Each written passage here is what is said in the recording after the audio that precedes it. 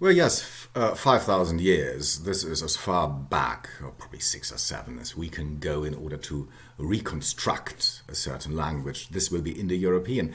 Of course, people have tried up to the present day to go beyond those 5, 6, 7,000 years and find out if there is something like a Ur language. Okay, a language which was spoken probably by the first people who left Africa, okay, and from which all other languages, in a way, evolved. There's reason to believe that this language existed, but, of course, it's so far back that we certainly will not be able to reconstruct it. Although there is one very interesting point which I just came across.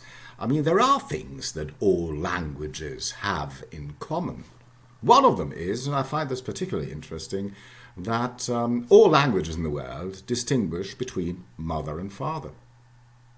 Well, we could just as well say probably mother and motherer, or father and fatheress, or something like this. No language has that. Yeah? This seems to be probably an anthropological universal, but also a linguistic universal, okay? That all languages distinguish that, father and mother. Well, it could be done any other way, well, theoretically speaking.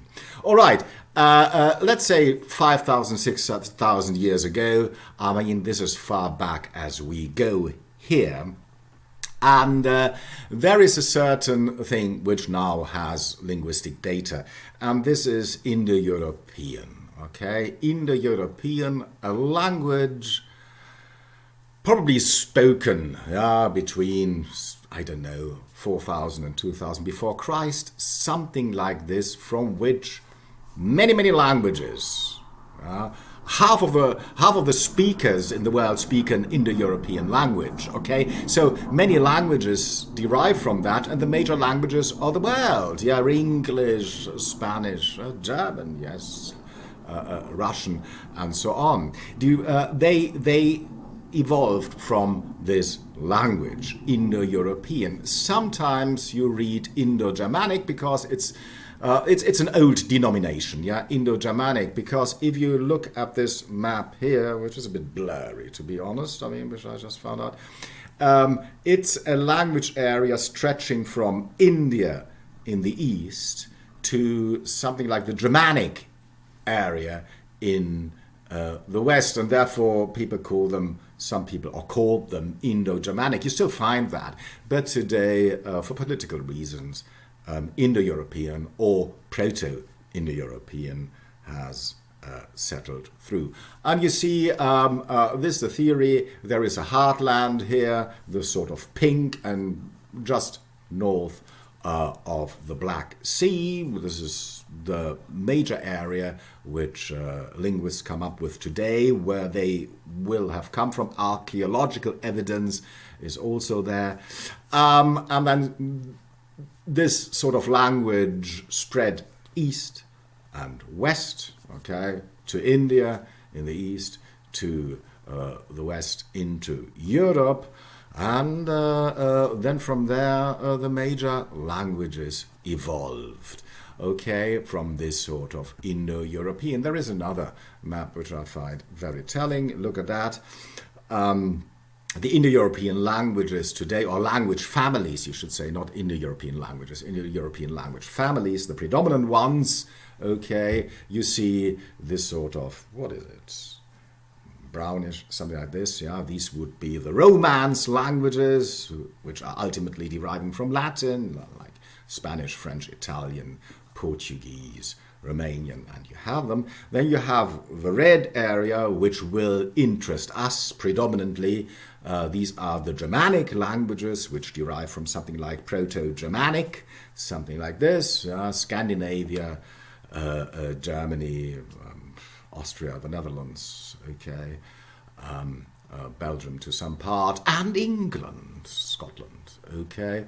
Then the green area, the Slavonic languages with Russian, Polish, I don't know, everything spoken in former Yugoslavia, Czech and whatsoever. And then you have the big blue area in the east, which we will not talk very much about. There are, of course, languages which were there once, very dominant ones. Celtic, okay, a language family, Celtic, which has been replaced particularly by Germanic languages, Celtic, only spoken on the fringes of the British Isles, okay, in Wales today, to some extent in Ireland, okay.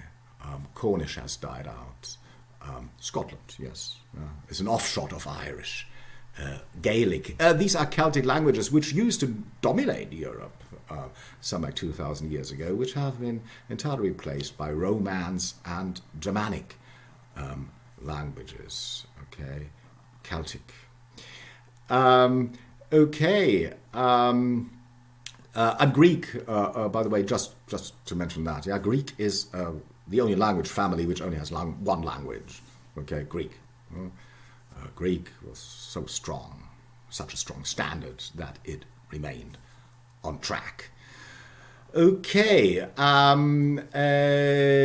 what we should mention is that there are a couple of languages in Europe which are not Indo European. Okay, and this is Basque, which you still find in the small area in the Pyrenees, something like, I mean, spreading from the south of France and into Spain, San Sebastian, something like that. Okay, where still Basque is spoken, and Basque is a non-Indo-European language which has no relation to any other language in the world. Where did that come from?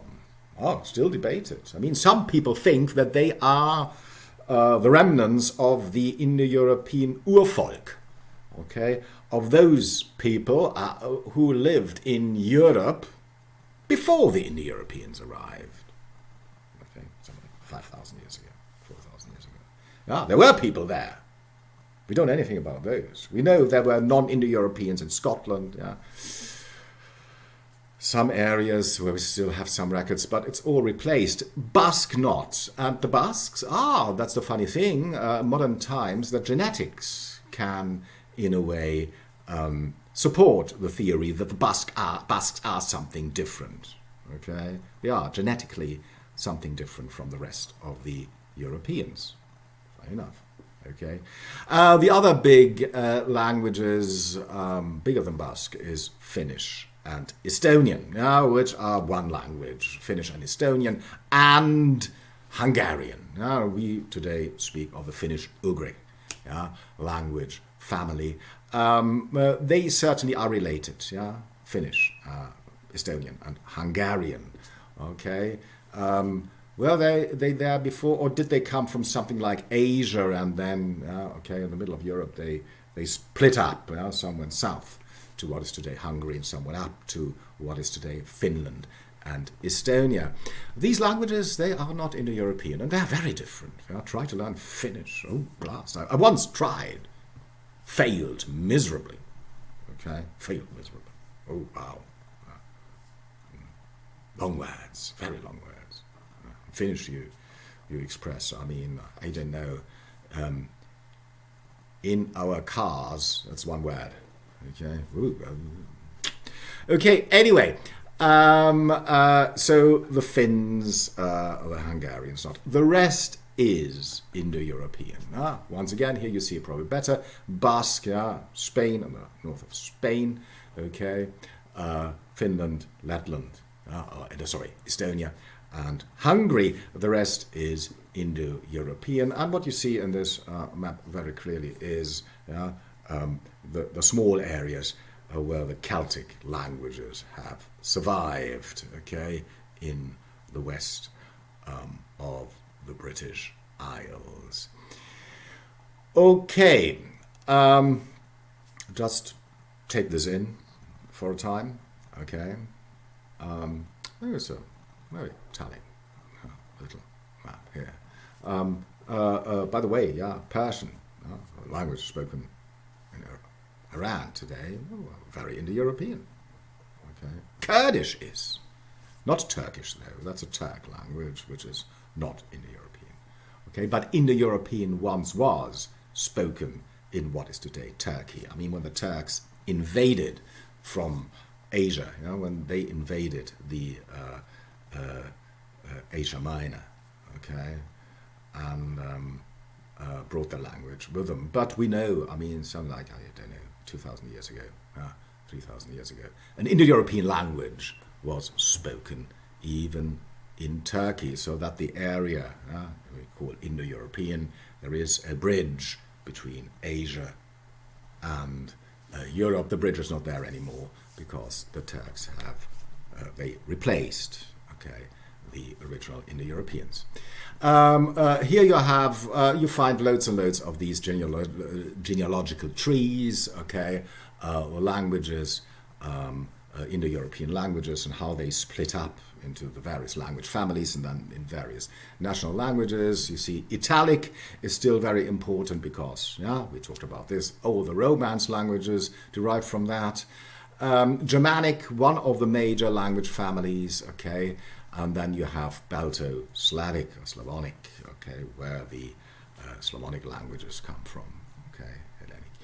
We would like, of course, to draw attention in this course here to the language family which English is part of, Germanic, okay, the Germanic languages, even more so West Germanic languages, and you see the area here, the West Germanic languages which are still spoken today, are of course here modern English, Dutch, German, Yiddish, yes, Yiddish.